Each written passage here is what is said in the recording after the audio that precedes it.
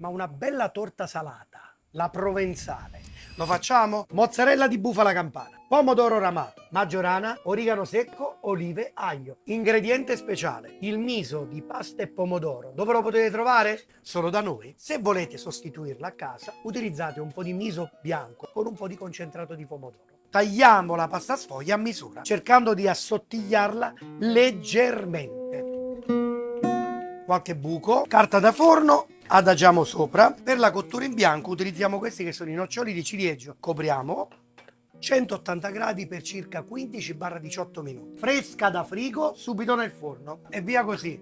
Tagliamo la mozzarella, una mozzarella con almeno un paio di giorni di maturazione. Aggiungiamo l'acqua di governo fino a coprire. Lasciamo congelare fino a -30. Utilizziamo a -20, pacossiamo un paio di volte e avremo il nostro gelato salato di bufala. Tagliate quanto più regolari possibile le fette di pomodoro, circa mezzo centimetro. Trituriamo grossolanamente queste olive. L'olio non lo buttate via, quello è olio di oliva taggiasca, ottimo per il condimento finale. Beh, io ci metto anche un aglietto affettato sottile sottile, mettiamo dentro. Questa è splendida maggiorana in fiore, ce ne mettiamo un po' già direttamente nella tapenade, un po' di origano, qualche strisciolina di basilico, mettiamoci l'olio che a noi è rimasto.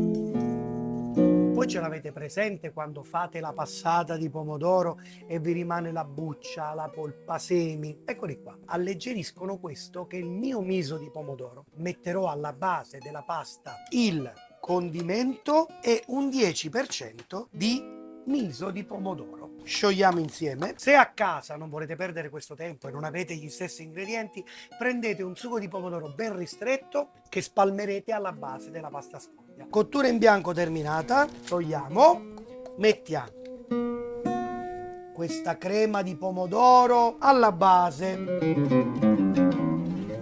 Cerchiamo di sviluppare il tutto con la misura più adeguata. Un poco d'olio, un pizzico di sale, che fogliolina di maggiorana, pochino di origano, spicchio d'aglio, li mettiamo già qua, qua ci siamo, andiamo di nuovo nel forno. 160 gradi per altri 15 minuti.